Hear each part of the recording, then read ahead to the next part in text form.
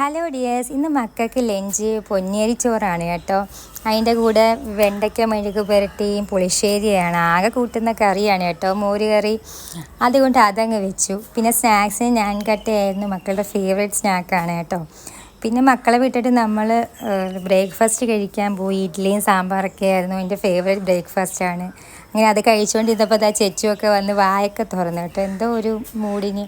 പിന്നെ നമ്മൾ ലഞ്ചൊക്കെ വെക്കാൻ കയറി. മുളകിട്ട കറിയായിരുന്നു.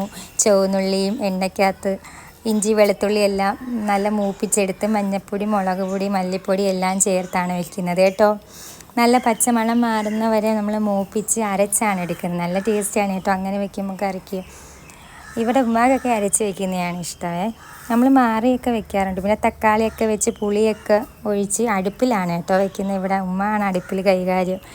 അങ്ങനെ മീനും ഉപ്പൊക്കെ ഇട്ട് തിളച്ച് വരുമ്പം ഉലുവാപ്പൊടി, കുരുമുളക് പൊടിയൊക്കെ ഇട്ട് പിന്നെ നമുക്ക് ചേമ്പ് അവിയലുണ്ടായിരുന്നു ഉച്ചയ്ക്ക് കഴിക്കാൻ. പിന്നെ മക്കളെ സ്കൂളൊക്കെ വിട്ടു. ഇന്ന് ചെടിയൊക്കെ ആയിട്ടാണ് കേട്ടോ രണ്ടുപേരും വരുന്നത്. സന്തോഷമായിട്ട് പരിസ്ഥിതി ദിനമൊക്കെ ആയിട്ട് പിന്നെ എല്ലാവരും ഓടിയൊക്കെ കളിച്ചു. കുറേ നേരം അവിടെ കളിച്ചിട്ടൊക്കെയാണ് പിന്നെ വണ്ടിയിൽ കയറിയത്. ഉപ്പാണ് കേട്ടോ വിളിക്കാനൊക്കെ പോകുന്നത്. അങ്ങനെ ഉപ്പയുടെ ബാക്കിലൊക്കെ കയറി മക്കൾ വീട്ടിൽ വന്ന ഉടനെ ചെടിയൊക്കെ കുഴിച്ച് വയ്ക്കുമായിരുന്നു.